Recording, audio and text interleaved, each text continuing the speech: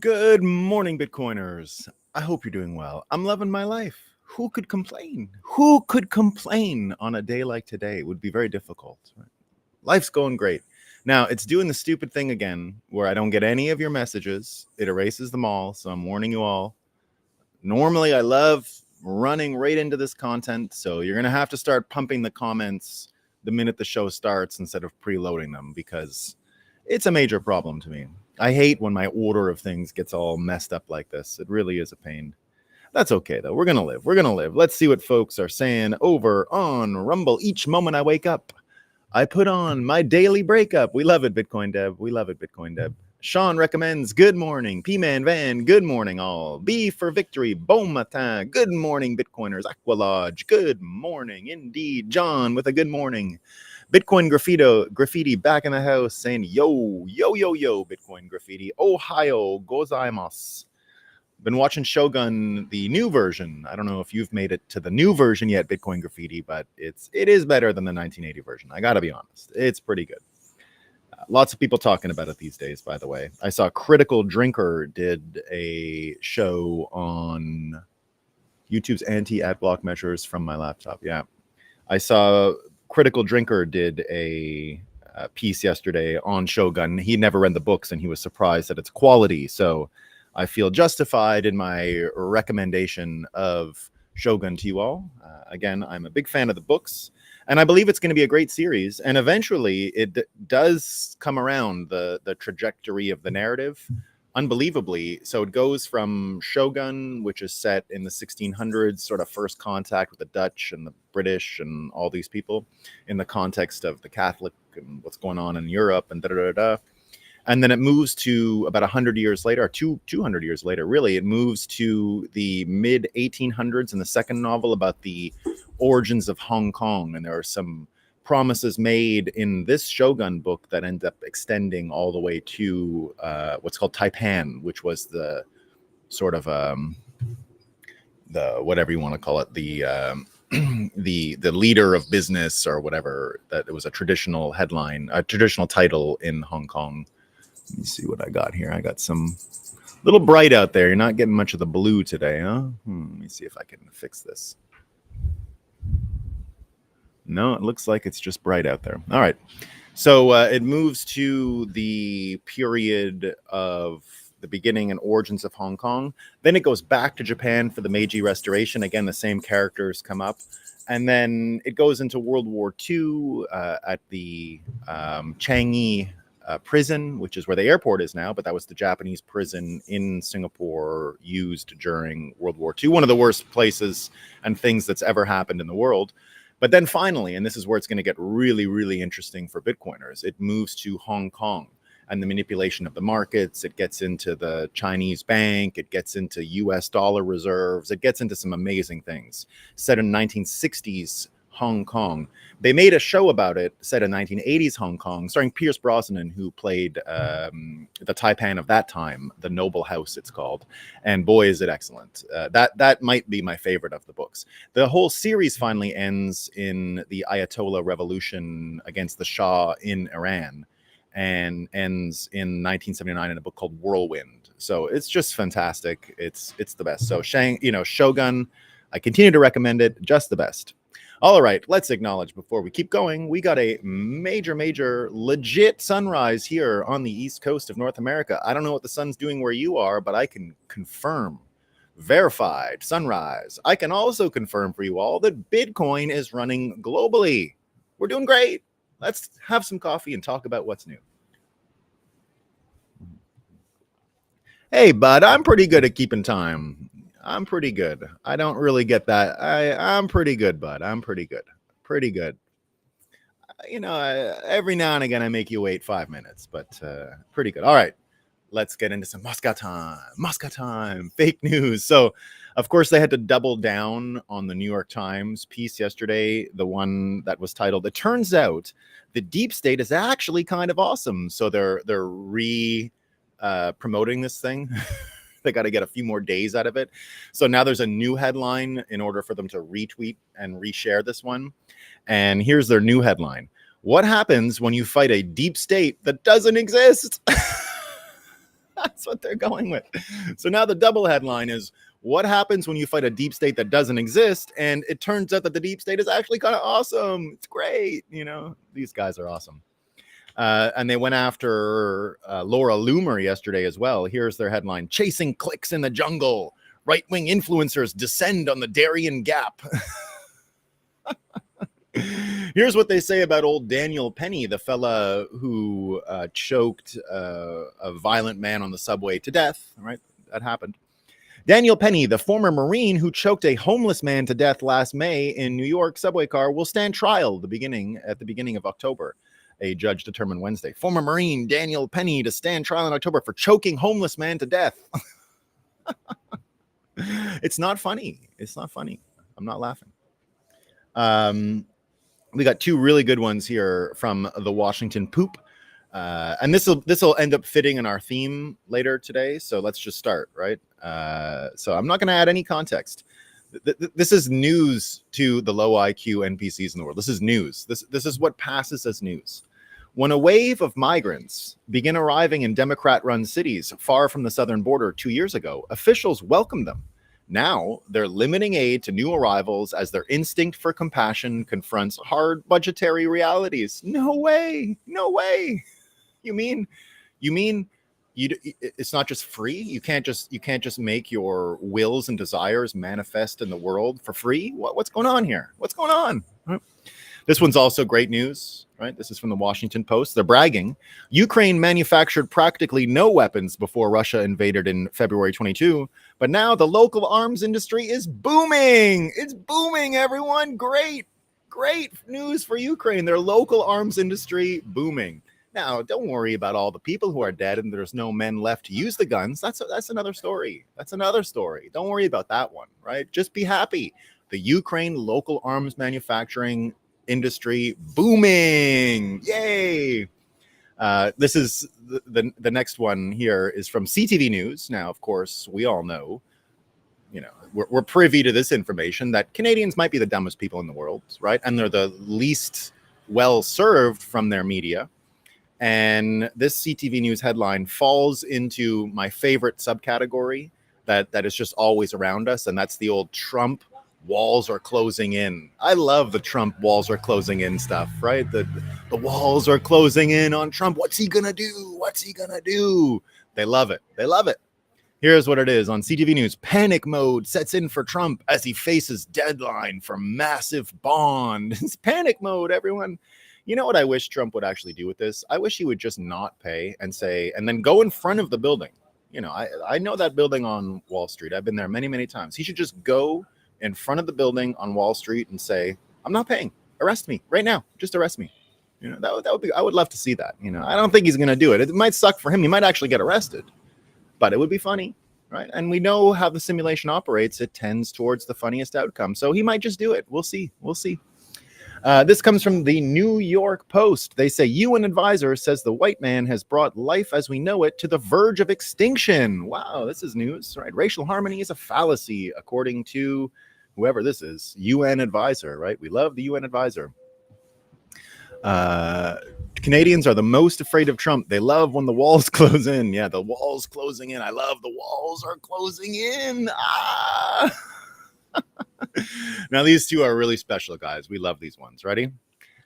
This comes from some medical website. 8-hour time restricted eating. That's intermittent fasting. But for 8 hours, that's like literally going to bed, right? 8-hour time restricted eating linked to a 91% higher risk of cardiovascular death. I'm going to have a heart attack today, guys. I might not eat for 11 hours. I'm going to have a heart attack. But we're not done there. I got to watch out, right? Here's a new one. This is also for the heart attack stuff. Ready? This is from the Daily Mail. Sunbathing for just one day, they say. Just one day, right? Sunbathing for one day increases your risk of heart disease. And it stops the body from fighting infections, study says. Don't go in the sun. Don't fast. Don't go in the sun. What you got to do is you got to sit at home in the dark and eat potato chips. And you got to complain about shrinkflation. right? Because we should be getting more potato chips for our US trash tokens. We need more potato chips for the US trash tokens now. So there you go. Don't, you got to wake up in the middle of the night and eat, because 8 hours is too dangerous. So don't intermittent fast while you sleep. Wake up in the middle of the night and eat. You'll probably live really long and never go in the sun, because just one day, remember, it's one day of sunbathing, guys, just one day, and you're going to get a heart attack. Everyone laughing, of course, at the Greenpeace article yesterday, right? Here's what they say. Breaking: Greenpeace has just released an explosive new report exposing the deep ties between the fossil fuel industry, right-wing climate deniers who are racist, and the growing lobbying network pushing a plan to save dirty coal and gas plants with Bitcoin. What's this lady going on about? So there you go, right? You got the climate deniers and those folks. Jeez, what's going on? All right, we got this one too from the European Central Bank. This one's great, right? The European Central Bank. We had all the central banks talking this week, right? We had the Japanese going on Monday, and then we had Jerome Powell, right? Powell was there yesterday talking about what he had to talk about. Of course, we had Christine Lagarde, and they released the statement, European Central Bank. The central bank is necessary to safeguard the trust in money. We love it. We love it. We love it. Okay, now we're going to do, I got one more from Politico, right? And this is going to fit into our theme again, too, today, right, about education. So here we go. I say this, we're talking a lot about context and stuff like that, right? Politico: Robert F. Kennedy's campaign is racking up big expenses with Gavin DeBecker's security firm. He's got big expenses. He's got all these expenses from security. Oh my goodness! I wonder why. Right? They don't give the context here. Right? We love Powell. We love Powell. Don't get me wrong. We love Powell. We're very, very big fans of Powell. Now we're getting closer to our theme. All right, we're getting closer to our theme. We get this from the Canadian colleges. Right? This is from my. Look at how proud I am. I'm from Montreal. This came out of a Montreal college. It's amazing, right? This comes out of a Montreal college by a Montreal. I'm not sure which one. They don't answer here, but ready? Sydney Sheedy wrote this. Sydney Sheedy, right? Published this online. Ready? Queer occultism, sentimental biopower, and becoming bottoms as a means to divest from white supremacy among practitioners of magic in Montreal. That comes from a college in Montreal. Gad Sad says, science that is funded by taxpayers, and it's from my hometown. I feel so proud. I'm going to read that again. Queer occultism, sentimental biopower, and becoming bottoms as a means to divest from white supremacy among practitioners of magic in Montreal. It's very good. Very, very good, right? And we got one more. We got Politico here, and this is all. It's all gonna come. I'm gonna tie it all together with the theme, right? We're gonna tie it all together. So a lot of Moscow time today is actually related to our theme. Ready? This is Politico. Opinion: Franklin Roosevelt had a devastating way of discrediting isolationists. Biden can learn from it. Okay, so now, how did Franklin Roosevelt in the 1930s discredit isolationists? Do we know? Do we know how he did it? Well, Aaron McIntyre reminds us, was it stealing everyone's gold? Right? Because FDR stole everyone's gold, and we just pretend that didn't happen so we can keep the whole constitutional republic storyline going. Josie Gestiner says the following. In April 1933, fascist FDR signed the executive order prohibiting people from hoarding more than $100 worth of gold bullion/coins. In September 33, someone wanted to withdraw his $100,000 worth of gold from Chase Bank, and it was refused. Then feds indicted the persons the next day for violating the executive order, right? So the way he did it, right, the way FDR, according to Politico, devastating way, and they're suggesting Biden does the same, which Bitcoiners have seen coming for quite a while, right? Executive order, exactly, 6102, right? Executive order 6102, of course, fundamental in understanding Bitcoin and what's going on. So here's Politico making a call, legit making a call to shut down Bitcoin, because that's the devastating way he had of, what did he call it? Discrediting isolationists. Oh, no, 69420. Yeah, pardon me, 69420. So That's not 69420. It's 6102. Yes. So Bitcoin war bonds, indeed. So we've seen this coming from a long time. We've seen it coming from a mile away, right? This whole idea. Now, what I see when I read most of these headlines, when I read, the idea here that FDR was some kind of hero for discrediting isolationists, what you're actually the between the lines message is that Americans are really stupid. Canadian, all kinds of people. But why are they really stupid? Well, it's the education system, right? We don't have a functional education system. I saw just a couple weeks ago, I had my cousins visiting. They go to the best Jewish private schools in Toronto, very wealthy family, big mansion right in downtown Toronto. Kids go there. I'm telling you, and 12 years old and 9 years old. And they were around for the morning when my wife does the morning homeschool lesson, which is sort of just general culture stuff, right? These kids couldn't name the continents of the world at 12 and 9, 10. They couldn't name the continents. They asked me if British Columbia was a continent. All right. Now, they know that boys and girls can swap genders. They're all totally aware of that, right? They know all the science behind that. They know all the science behind who can get married and other things like that. But they don't know anything else. One second. The Reagan's getting loud.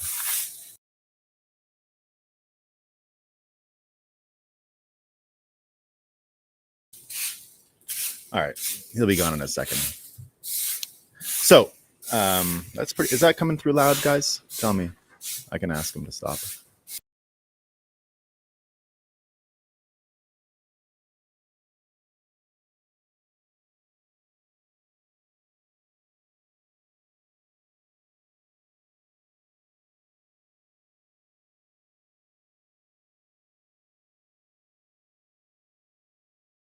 Yeah, okay. All right. He was he's raking on the concrete here, so it's coming through a little loud on my end. All right, great. So, and indeed, we got a major education problem, right? And you heard from that Ron Paul interview with Tucker Carlson the day, they got right into that, right? They said Ron Paul turns the tables on the education debate. He says, I don't even believe the government should be in our schools. It's not authorized in the Constitution. That's the source of all of our problems. We have conservatives, he says, we're going to change these laws, all this crazy stuff they're teaching in schools, and we're going to say outlaw this and put this in and all that. I don't believe in that. He says that's use of force. Matter of fact, I don't even believe the government should be in our schools, right? It shouldn't even be in our schools. So I 100% agree with that. And indeed, when you look at the just basic capacity to think, the basic capacity of think, what have we seen in the past couple of days, right? You had Ted Lieu, right? That guy who said you should watch MSNBC, right? He also tried to dunk on Trump 2 days ago where he said, I thought Trump was a billionaire. How come he can't come up with $400 million in cash for the bond? He must be a lie. He must be lying about his net worth. How do I know? And his big zinger was math. I know because of math. And then you had to have Mark Cuban, who would never be confused with a Trump supporter, come in and say, Ted, you're mentally ill and illiterate. You're financially illiterate. Mark Cuban had to defend Trump and say it would be absolutely stupid for someone like Donald Trump to keep $400 million in cash ready and available. It doesn't make any sense, right? So even Mark Cuban had to come out, breaking isn't that loud, kind of therapeutic. Okay, good. So he had to come in and explain to Ted Lieu, who I can't tell if he's lying or is a low IQ idiot. I don't know. I can't tell the difference. At a certain point, you can't tell the difference, right? You had Kevin O'Leary on CNN trying to explain to them how real estate, law, and investing works. And with the example that's happening to Trump, it might actually send a signal to people around the world who don't have a dog or any skin in the game about New York and this and that. They'll literally not feel like New York is safe for business. So he was trying to explain that this is a problem for New York and America, and the CNN people just could not get their minds around it. You had AOC yesterday going on and on that RICO is not a crime. Of course it's a crime, right? But she's talking to her own audience and they're too stupid. So she can get away with that. She can just say literally whatever she wants. And because her audience has no education, no ability to do any cost benefit analysis, nothing like that, right? That's how you get away with things like this, right? That's how you get away with, go back to that original article about the Washington Post that I mentioned in Moscow time about the wave of migrants arriving in Democrat-run cities far from the southern border 2 years ago. Officials welcome them, right? And now they're limiting aid to new arrivals as their instinct for compassion confronts hard budgetary realities. Who wouldn't have been able to predict that the cost benefits of welcoming all these people has a limit? Who would be able to not predict that? I mean, it's the most obvious thing, right? We have a finite number of resources that can only go to some people. If you have any concept of budgeting, if you've lived in the real world for 1 minute, you would understand that there is a limit to how many people can come to your country, and nothing to do with compassion. Compassion isn't a part of the equation. It's just cost benefits, right? That's it. It's just a cost benefit analysis. At a certain point from budgetary constraints, you have a limit, right? So anyone who is remotely financially literate, who's lived in the real world for 2 seconds, would understand this. Anyone who has lived in the real world for 2 seconds would understand this. You have to not live in the real world. You have to have no experience in the real world. You hear people with the DEI these days doing that, right? Oh, it would be simple. I saw that in one of the papers today. It would be simple. Why don't they just go out and recruit more people? The problem is there's not enough of them. There's not enough. Not everyone can do that, right? You can't just fix it. Because your will intends to fix it, you can't just do it. And again, it's the reason why Politico is able to get away with writing an article like the one they did about FDR. FDR had a great way of isolating isolationists. Yeah. At the barrel of a gun, taking your money away. That worked real well. But they don't have any historical context. They don't know what's going on. FDR, through propaganda, has been turned into a hero in America, and he's anything but a hero. But Americans don't know that because the education system is that corrupted, right? It gets worse, right? It gets worse. You've got, what's her name? The other squad member yesterday, right? The other squad member. So the other squad member yesterday is going on now about Walgreens leaving Massachusetts. You know, the pharmacies all across America are closing because they're getting robbed blind, right? Because there's no prosecutions of the thieves for stealing anything under the $10,000 limit or the $1,000 limit. So because they're able to steal, there's no money being made. So, but the bald one, right? The bald one, the one with the alopecia, she's sitting there saying that it's because of racism that they're leaving, because a lot of these Walgreens are leaving from black neighborhoods. Well, guess what's going on, right? Do you need, Presley? Yeah. Do you need this? Do you need the picture explained to you as a Bitcoiner? I don't think you do, right? But her take is the leftist is complaining. This is from Wall Street Silver, that Walgreens has closed down in Massachusetts because of racial discrimination. Walgreens aren't leaving because it is so profitable or because of race. They are leaving because they can't make money because of all the theft. It's not Walgreens' responsibility to provide services to any community if it loses money to lunatic leftist policies. And that's exactly what's going on here, right?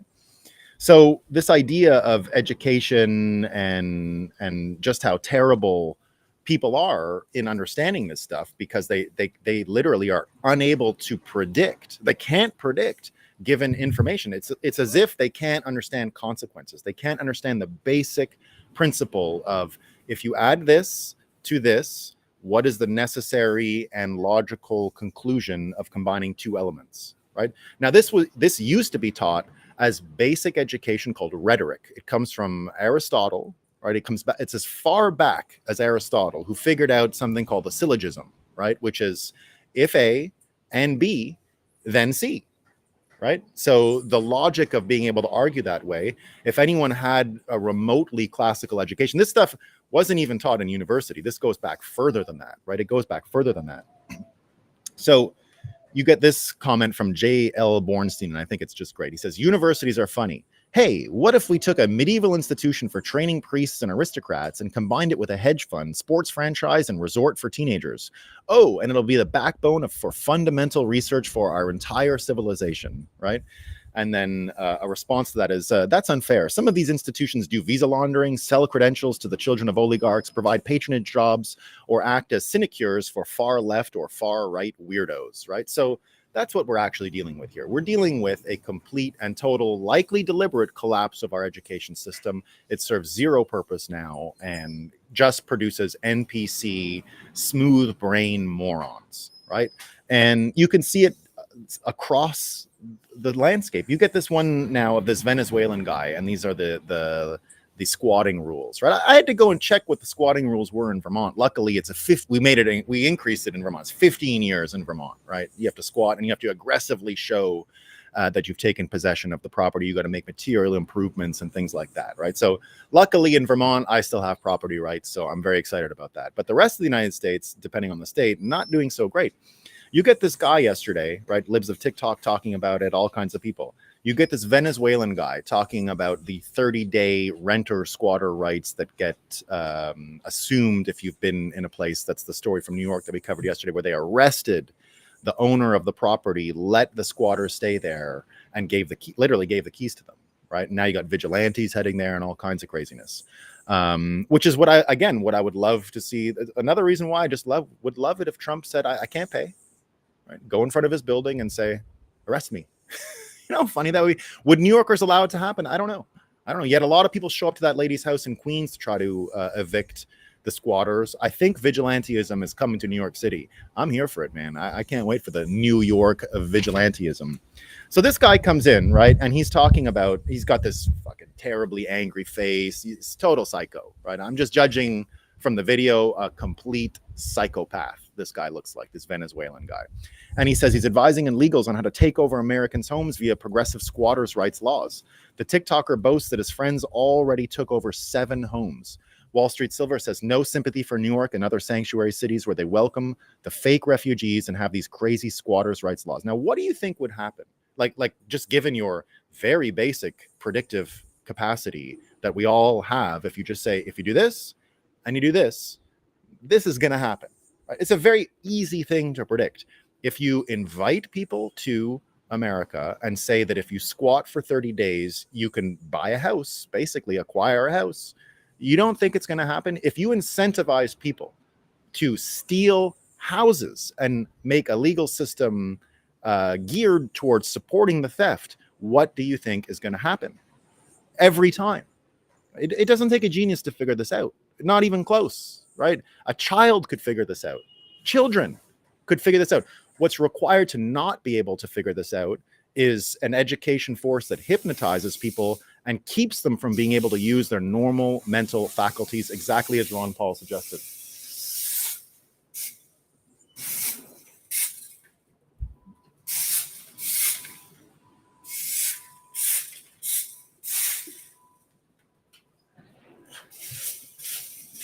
All right, so, but here's the thing, right? You've even got this Eric Weinstein going on. This guy's making too much noise for me.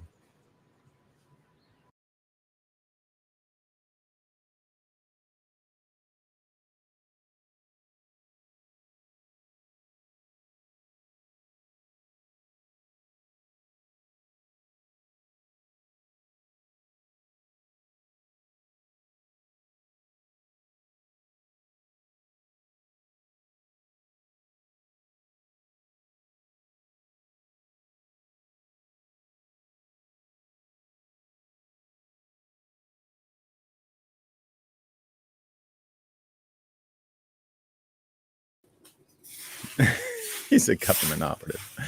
Yeah, I got some first world problems today. No, I know it's no problem on his end. I know. I didn't give him a hard time. We love Rake Man. We love the Rake Man. Okay, so here's a thing that Eric Weinstein predicted, right? Eric says, so he's been doing, it's sort of the same exercise we did yesterday about the instance of the conspiracy theorists coming along. So there's this Google Ngram viewer, right? And he says it'll be shut down one day for public access. He says it's simply too subversive. So what it does is you can actually plug a word in and you can find out when it starts to go viral and when it starts to get used at scale, right? And he did it, for example, with, I didn't keep the words here. But anyway, what he says is it's one of the most powerful remaining tools we have in a daily war against the abuses of gated institutional narrative, or GIN is what he calls it, right? So what he says is that because this thing exists, you're able to actually see when an op begins. Ops are done with loaded subversive language, like conspiracy theorists. He has a few other examples here. But basically the concept being that if you take this framework and you use this tool, you'll be able to see when an op started, right? You can see the inorganic nature of it, right? And that's the kind of tool that would probably be too educative, too instructional, too informative to be left out in the wild, because it would unravel all the mischief that's been done in the education system, right? So it's a pretty neat observation that he had. And indeed, it's one of the things that shows that there are tools, and if he's right in his prediction that it'll be shut down, it shows you exactly what the purpose is. They don't want people understanding things. They literally want to cripple brains and take away tools, right? You can see that even here, right? Here's the other story. You know this James Madison High School? So this is all from Floyd Bennett Field in New York. Remember, this was the one where it got really cold and they had some storms in New York over the winter where they shut down a school in order for migrants to be housed there. So I know this place really well because it's at the end of a bridge. I used to live in a place called the Rockaways in New York City, and then it's got two bridges that connect it to Brooklyn. And so you take these two bridges and you're back. It's part of New York City. There's a subway that gets there. There's a boat that gets you around into the city. But of the two bridges, this was one that I used to take a lot, and I would cross it. So I'd pass this field, I'd pass this school. I saw the kids coming in and out every day. It's very near Coney Island, right? And so here's what we found out. James Madison High School in New York City tried to pass off its decision to close school and house illegal immigrants at the expense of students and their families as a last-minute decision made with the community. Newly obtained emails show that was a lie. So it turns out that the principal was alerted to the possibility of using the school as a site to evacuate illegal immigrants housed at Floyd Bennett Field on the morning of January 9th. She explicitly chose not to contact parents, right? Parents were left scrambling when they found out the school was closed the following day from 4 to 6. Staff knew as early as noon. While admins were free to strategize and make suggestions in a 1 p.m. meeting, parents would have to wait until 7 p.m. to even know that their kids were not going to be going to school the next day, right? So imagine this is what we've got going on in our system. You've got Dr. Phil yesterday talking about the exact same thing. What did I tell you was going to happen with Dr. Phil, sort of getting involved in what's going on here? I said he was going to make a dent and make an impact, and he definitely is nowadays, right? Here's what he says. I think a lot of these elite universities right now are not teaching critical thinking. So this is from Dr. Phil, right? He says, you've got this ideology, which sounds to me a lot like socialism, right? Sounds a lot like Marxism. They are teaching that we're going to be successful when we have equality of outcome. That's insane. Why am I paying you hundreds of thousands of dollars for an elite education? If we're all supposed to come out the same, then why the hell do I need to be paying you all for this, right? And indeed, I predict we're going to have a complete and total collapse of the education system in the short term because of how brain dead these people are, because the economics don't make sense anymore. Why the hell would anyone go into debt to have their brain lobotomized? Why would you do that, right? When people tell me, because I homeschool my kids, what about your kids going to college? I say, college? What are you talking about? I don't want them going to college. I don't want them going anywhere near there. Like literally don't want them going anywhere near a college. And I've said it for a long time now. In Bitcoin, and I've been doing a lot of hiring in Bitcoin over the years. At CoinDesk, I hired people, right? We hire people all the time. If someone comes to me in Bitcoin, and it's been this way for years, and said, I went to Harvard and this, I say, what were you doing? What did you learn there about Bitcoin? They don't teach you any Bitcoin related stuff. Why are you out slinging coins? Why weren't you out figuring this stuff on your own like everybody else? There's no way to learn this in college. Like, what did you waste your time for there? If you bring to me a Harvard degree and say that you now get some job in Bitcoin, I'm going to tell you to go pound cement, get the hell out of here and learn things like other people do, go to Bitcoin meetups and these other things.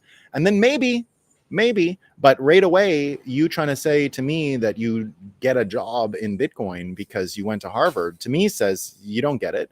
You don't get a job. There's no credentialism involved. It's completely unnecessary, and I'll ignore it, right? Now, yeah, I agree, Sergio. Now, I would recommend to anyone to go to law school. I mean, law school is really a good liberal arts education. Everything I told you about syllogisms and rhetoric, and you learn all that stuff in law school, right? Of course, right? That we learn. One of the great things about law school, which they haven't really been able to take away yet, is that it teaches you how to think. Steve Jobs, who was a big proponent of fixing education and was completely anti-public education and was a big voucher charter school guy, totally into these things. That's why all of his products, of course, were very geared and oriented towards schools. I had a Macintosh computer at my school. We had a whole room of Macintosh computers already in 1985. I taught at the same school that I attended when I was a law student, and already then, that would have been 2004, all the kids had MacBook laptops. Every kid got a MacBook laptop when I was there. And that was 20 years ago. Already every kid got a MacBook laptop for free. They just got a MacBook laptop for free. So, it was the school. You had to give it in at the end of the year. You could bring it home all year, though, all weekend. That's where you did your homework and things like that. So there's a lot of that, right? And Steve Jobs used to say that anyone who has a computer science degree or a law degree should get automatic US citizenship. And he said, I don't care, I don't want more lawyers, he said, but computer programming, like law, teaches you how to think, right? Because computer programming is effectively just a series of syllogisms. It's a series of rhetorical, logical, consequential, if-then statements that flow directly from what Aristotle was already teaching years ago, right? Yeah, we had Oregon Trail in the library. You know what my kids love? The Carmen Sandiego, right? Carmen Sandiego. That was one of the original games too. Carmen Sandiego, great game. So what we have is an education system that is simply not capable at this point of teaching anyone anything useful. Right now, encoded logic is almost exactly the same as law school. So law is code, right? Well, code is law, or whatever, the way people talk about it. So indeed, you can understand these logical, consequential thoughts, right? So there you go. Very interesting stuff. Now, here's the opportunity that I see for Bitcoiners and why things are starting to move directly into the green and orange Bitcoin versus woke, and that the old red and blue Republican Democrat is falling apart quicker than we realize, right? Cernovich says it here, and he's talking about the Jeff Bezos' wife's donations of $17 billion to all of her stupid left-wing causes, right? Like race and ethnicity, art, this and that. Now, she just gave $17 billion away. She got the $17 billion from her divorce settlement with Bezos, giving it all away. Cernovich has been on this for a few days. He says, conservative billionaire, show me a slideshow, bucko. I need an ROI before I'll part with the dollar. Meanwhile, the left blitzes money around to change society. This is why you should treat rich Republicans like scum. They aren't good people, not friends of America, right? Wokel Distance says, left-wing billionaires, talking about what Cernovich says here. Left-wing billionaires think like great men of history whose goal is to change the world. Right-wing billionaires think like middle managers whose goal is to not go broke. That's why the left invests in things that change society, while the right only invests in things that make money, right? Now, I agree with that. I really do. I've been helped in my life by some conservative men for sure, right? So I've benefited from it. But indeed, it's not the same. There isn't like free money just because you're doing some creative thing, right? Now, one of the reasons why I've been getting into individually produced, distributed media, that's why I write the books. That's why the Bitcoiner's Guide to the US 2024 elections, coming out next week, is an example of this. My NPC guide is an example of this. The sci-fi books I write are an example of this. The show is an example of this. Right, we're trying to change the culture by changing how media is profitable, funded. But indeed, I think Bitcoiners are not going to fall into this trap that the Republicans fell into. I think they're going to fall into the more medieval way of doing things, which is a type of patronage and supporting artistic endeavors and creation, which can really end up changing society. So, and I think we've already seen it, right? The Bitcoin education model has spread financial literacy far greater than any other framework out there. I've said many times that the Bitcoin meetup culture has created a P2P education environment, which has made someone like myself, right? I've said this many times. I had a law degree and I worked for the Senate Banking Committee, and I was illiterate, financially illiterate, before I learned about Bitcoin. And that I don't think in law school you should have to learn everything to do with Wall Street, high finance, macroeconomics. I was pretty good. I was already interested in this stuff and better than 99% of the population. But until I met Bitcoin, I was just looking on the outskirts. It was Plato's cave. I could see shadows. I had an idea of what was going on, but I hadn't looked exactly at it, right?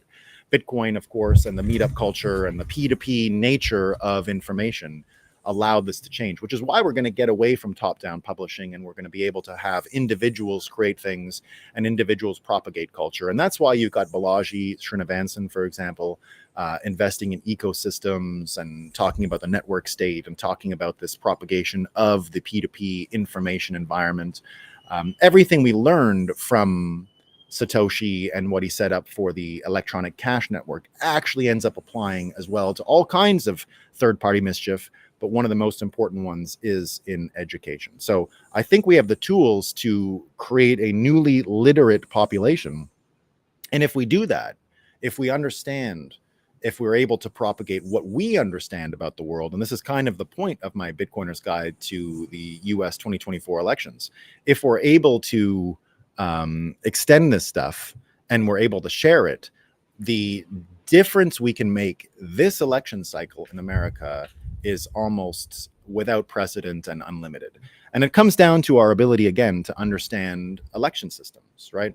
Again, we understand, because of our own financial literacy, our own ideas of system design that flow from our understanding of financial literacy, have allowed us to understand the trade-offs between credibility and convenience. We get it. We really get it. I mean, that is the big contrast between crypto and Bitcoin. Crypto, of course, is a consumer technology thing, right? Faster, better, stronger, right? iPhone 11, iPhone 12. Bitcoin, being the oldest and the slowest, really created that contrast, right? Bitcoin is not about consumer tech and new generations of this and that. What Bitcoin is really about is the credibility of the system being prioritized in an adversarial environment. Now, an election is an adversarial environment. And so credibility has to be the most important, which is why Bitcoiners will be able to actually mimetically scale using our don't trust verify meme. If we can share that with all of the American public in a P2P environment, one-on-one, holidays, talking. Now, we're not arguing about who stole what or who stole this. We're saying, is an election credible when you don't have to have ID and no one's monitoring drop boxes and you're racist if you get to, if anyone asks for ID when you vote. Of course, these are manipulations that rely on stupid people who can't critically think and judge consequences and judge and predict consequences and predict outcomes based on incentives that are right in front of them. These people don't understand basic consequences that come from human incentive. They don't understand how humans operate. They don't understand incentives. They don't understand consequences because they've never been educated. They've been educated to see the world in terms of race and gender and all these dumb things that are useless, right? So that's why, again, that we have Patrick Byrne, a Bitcoiner, out there, I think, leading the charge, right? So he was the one whose lawyer was arrested this week for showing that the cryptographic keys are actually on the machine and that anyone can get God mode by taking those keys on the individual machine and changing it. So you can't even audit whether or not someone fucked with the election at all. It's not possible, right? So here he is. He's helping sue now. Uppercut delivered at SCOTUS, Patrick Byrne says. Kari Lake's case against machines in 2024 was dismissed by a federal court in Arizona on the grounds that it was too speculative.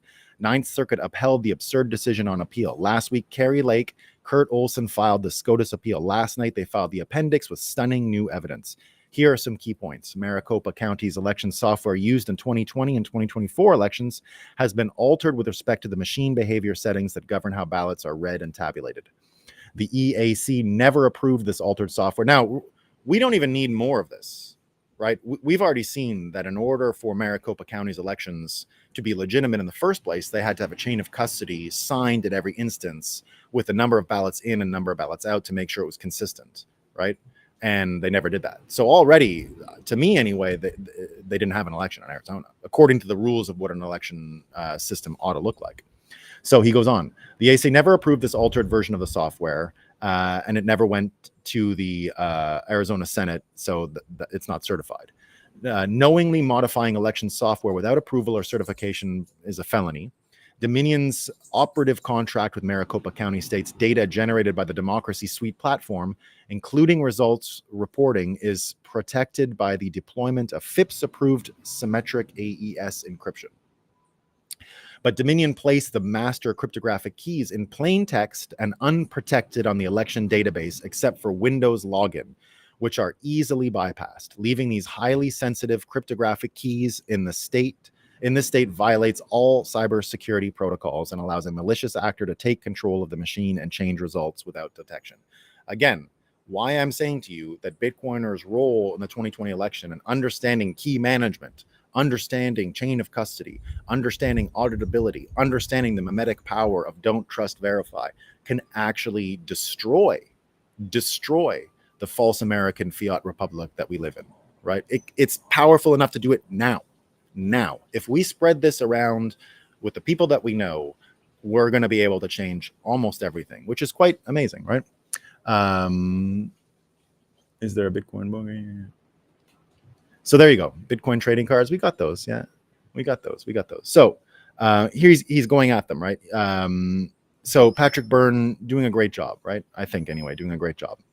And indeed, it's what is required for us to get out of this, living hell that a lot of Americans are finding them in, being subjected to weapons grade psychological manipulation constantly, right? What you need in order to fight against the weapons grade psychological manipulation is really just a little bit of capacity to predict and understand consequential actions for what you think and believe, right? And here's the perfect way of showing just how mentally ill these people are, right? This sort of encompasses everything. And this is the bloodbath thing again, right? What's amazing about this bloodbath story is it looks like they gave up, right? It's like Greenpeace this week. They're just going to get punched in the face by Bitcoiners because we see this coming. And it became a big joke yesterday, right? Everyone's laughing at Greenpeace. They tried to bring back the skull of Satoshi, right? Oh, what did Bitcoiners do? Laughed in their face, right? Kind of like what people are starting to learn on the internet when it came to the bloodbath thing, right? The bloodbath thing just simply didn't get the traction that it got when it was the previous version of the same hoax, the Charlottesville hoax. Right? The Charlottesville hoax is still with us. Right? We were incapable of nipping it in the bud years ago. But this bloodbath thing, it started with everyone getting angry and feeling the airwaves all weekend, but they got mocked and laughed at and just ridiculed for days, and they had to double down on it. So they kept talking about it. They kept doubling it down until finally the only way they could bring it in is bring these lawyerly type sneaky language people who are manipulative and not operating in any sort of syllogistic manner, right? They're not really using logic. And what they said was, in order to make sense of the bloodbath thing, right? This is according to Scott Adams. The smartest Democrats tell me that the Trump's bloodbaths comments has to be taken in the context of their other hoaxes about him, such as January 6th, Dictator for a Day, I Wouldn't Call Them People, and the Fine People hoax, right? They literally had to tell people, no, you got to see it in the context of the other scams we ran on you. If you look at it in the context of the other scams, this one makes total sense. So we actually cornered them and were able to smack them around, piss in their face, and laugh at them until finally they came out and said, no. It only makes sense if you look at it with all the hoax we perpetrate, right? But that's not going to work much longer. It's not going to work. Bitcoiners are figuring this stuff out. Bitcoiners, of course, we did not fall for the Elizabeth Warren information laundering scam that she tried to run on Americans and Bitcoin holders last autumn. We stopped that immediately. We're going to keep stopping them. We're going to stop them on this election thing. We're not going to let them hypnotize Americans into thinking that voter ID is a racist. It's nothing to do with it. Right? It has nothing to do with race. It has to do with the credibility of the system. And if we are able to give Americans that upgrade, we might be able to undo the damage that's been done to the education system. We don't need many. We really don't need many. We need a few people who are able to understand this. And if we can get that, we're going to be able to scale the don't trust, verify meme to the point where we're not going to be having the fusion of money and state the way it is now. We're going to be defunding the propagandists. And I think, anyway, we're also going to be defunding the education system. And we're going to free education. And it is going to go back to the Bitcoin model, right? Ultimately, the Bitcoin model is the only way to go. I've said this for a long time. I love charter schools. I think they're a good way station. They're a good middle ground, right? But what do those still require? They still require active parents who are consumers, right? You can actually chart the education system based on who's paying, right? Because who's paying is the customer. In the end, the customer is who's paying. In the public education system, the government pays. So they're the customer. So the whole education system is designed to make the payer happy. Now, the charter school system is better because the parents are the customers. They're the ones spending the money. So the education system will necessarily be on them. Now, there's a problem with that. if you haven't noticed it, it's not every kid has parents who are active enough. We still have to solve that problem.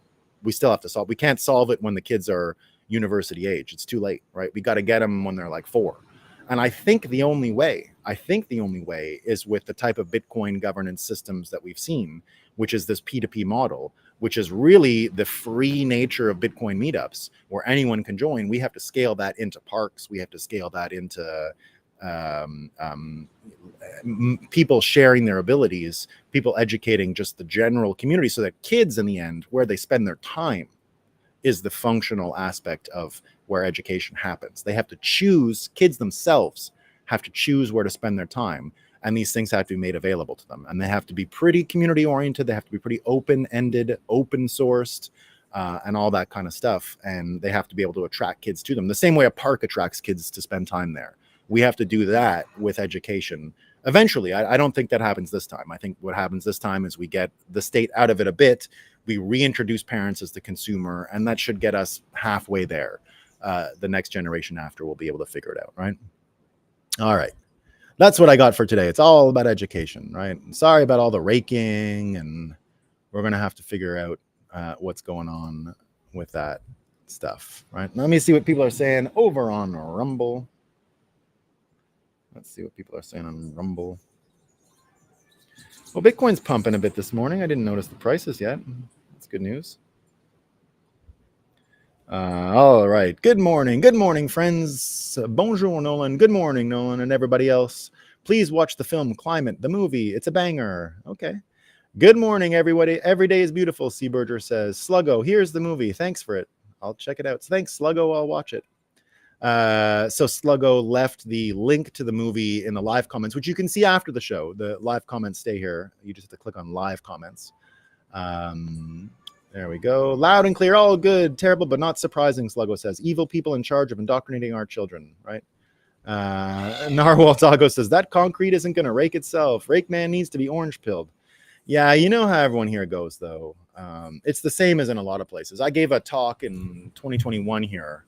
It was a big hit. I mean, there's a big ballroom over there, and the whole island showed up. Tons of people. Big success. Talked about Bitcoin the whole time. Wonderful session. They actually gave me a free membership at the club because of that. And then I get back in late 2021, start of 2022, and everybody wants to talk to me about buying Bitcoin. I'm not really a Bitcoin salesman, I told people at the time, I said, it's a little high right now, right? I think it's going to crash, right? I think we're into a crash period. It's coming. Of course, it doesn't take a genius to figure it out that it was going to come. And then, of course, the price goes down, and I come back last year, and I'm telling everyone, this is the time. No one wants to hear about it. Nobody cares, right? And I said, it's probably a good time now, right? Nobody wants to hear about it. But now that it's back up, everyone who's raking leaves is asking me about it. So I tell them now it's fine. It's going to go up higher. So I don't give them the same advice I gave 2 years ago. But again, I'm only here talking about Bitcoin every day. So, I don't ever go further than that, by the way, guys. I'm not like, you got to buy, here's a wallet. I don't want to be the guy that anyone is ever mad at. I just don't want it in my life, right? I've never told people, you got to buy all the Bitcoin you can today, right? For me personally, I tell them what I do. I say, I only save in Bitcoin, and that's it, right? I don't care about the price. I care about saving my money, and that's what I save. So I collect Bitcoins. That's it, right? It's that simple. So I would tell people that, and, everyone's still into the quick buck and all that stuff. So nothing you can do about it, right? All right. Oh, we got a lot of comments. Easier to buy the top. Yeah, we don't mind buying the top. Keep raking in the news. Always buy with a 4-year view. Yeah. At the end of the day, it's all about the parenting. White superintendent of urban school and his wife raised 10 black boys. Says if we don't teach kids by 5, they're lost to prison in urban areas. I think that's exactly it. Yeah, I think that's exactly it. The raking is not an issue. Yeah, sorry, Wilby. You know me. Some noises I can't. A lot of people here. I'll tell you what the worst thing about Barbados is, all right? It's the worst thing. People will fly kites and put noisemakers on them. And they'll fly the kite for days. And what they'll often do, I'm not sure if this is exactly true, but they won't do it in their area. They'll go to another area and do it. They'll fly it over where there's like annoying white people that people don't like, that because there's sort of an idea that these white folks get annoyed very easily. And in my case, it's true. Right? Now, no one's doing it to me individually, but there is a place not far where I have to hear them. Now, I'm going to create a drone army and destroy these kites. So we're okay. We're gonna destroy a tradition of Barbados here. We have to. We can't let it go. It sounds like a 2-stroke engine, and the problem is it runs all night. It can run for 2 or 3 days in a row, right? It's really nasty. I mean, if annoying sounds bother you, it's one of the worst things you can imagine, right? Whenever people tell me what I don't like about Barbados, I'll always tell them. It's like if you listen to the call-in radio, they're always yelling about it and complaining about it. It's a big problem.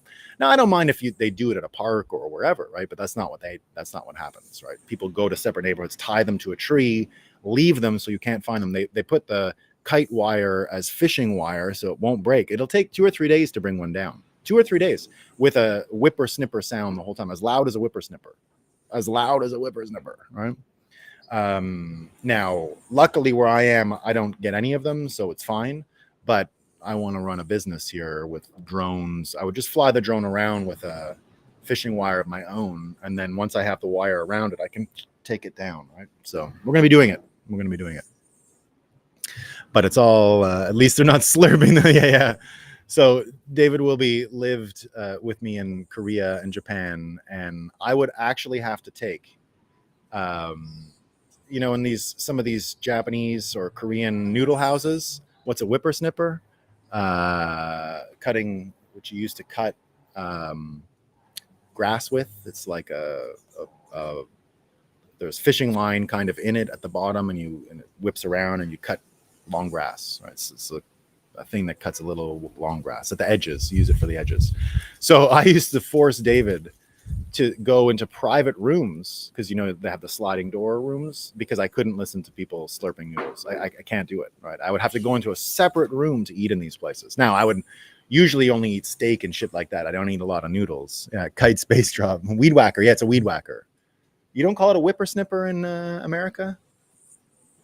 Really? I didn't know there was a... Is that a Canadian thing? Am I speaking Canadian?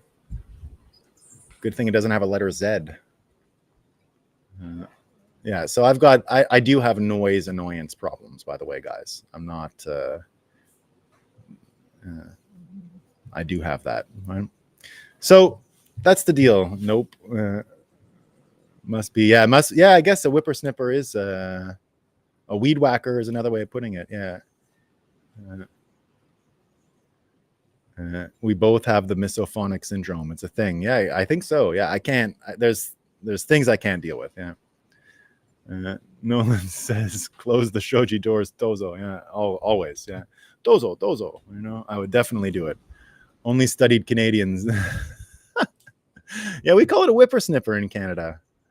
Yeah, we call it a whippersnipper. Weed whacker, huh? I didn't know that. Weed eater. Wow, I didn't know there was a weird regional things about that. Normally, where I'm from in Quebec, we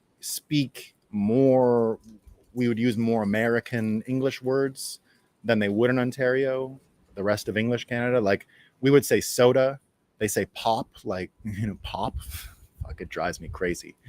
It drives me crazy when I hear them say pop, We're here for you, Nolan. No, it's telling me to block you. I hit something wrong. I don't want to block you. Everyday walking with Christ. I thought Trudeau was a whippersnipper. Whippersnipper, funny word. It's. I know, the whole Midwest, it's pop. You guys are nuts. Fuck off with your pop. I hate that. You got any pop? What are you talking about? Soda. Get out of here. I know, the whole Midwest, Southern Ontario into the Midwest. It's a Midwestern thing, right? Pop. Get out of here. That'll get you shot in Vermont. Bubberly in Milwaukee is a water fountain. Yeah, we got near my place in Vermont, in Saratoga Springs, we have actual natural springs all over town, and you can get even carbonated water. I have a spring in my village. We can just get spring water anytime. I have my own soda in the South. Yeah, of course it is. You guys are civilized. Or it's just Coke, right? That also is funny. You want a Coke, and Coke is everything, right? You want a Coke, right? It's everything. If you go to Georgia, everything's Coke. Did you know that? In Georgia, everything's Coke. All of it, right? Yeah, it is an upstate. It's not far from me in Vermont, though. I go over there. I go to Lake George a lot. We just cross the lake and then down a little bit. So it's right on the border with Vermont, by the way. It's near like Bennington and all those places in the southern Vermont. So I go once a year, let's say, but I haven't been in a couple of years. But I used to go once a year. When I lived in New York, I would always stop for a couple of days on the way up or down. Bubbler, soda, and cheeseheads in Milwaukee. It's the best Bitcoin Deb. Yeah, it's beautiful. It's beautiful. Yeah, you can get naturally carbonated, right?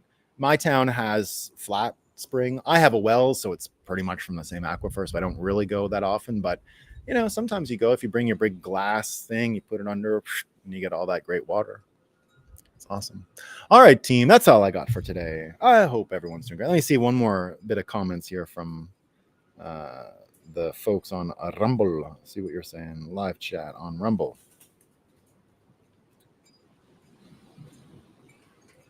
Oh, all the comments disappeared. I don't know why.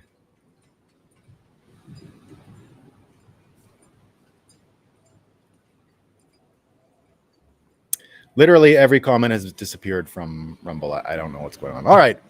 Count BTC the best. So yeah, it's all about education, guys. We're going to fix the education thing. It comes from the Bitcoin meetup culture.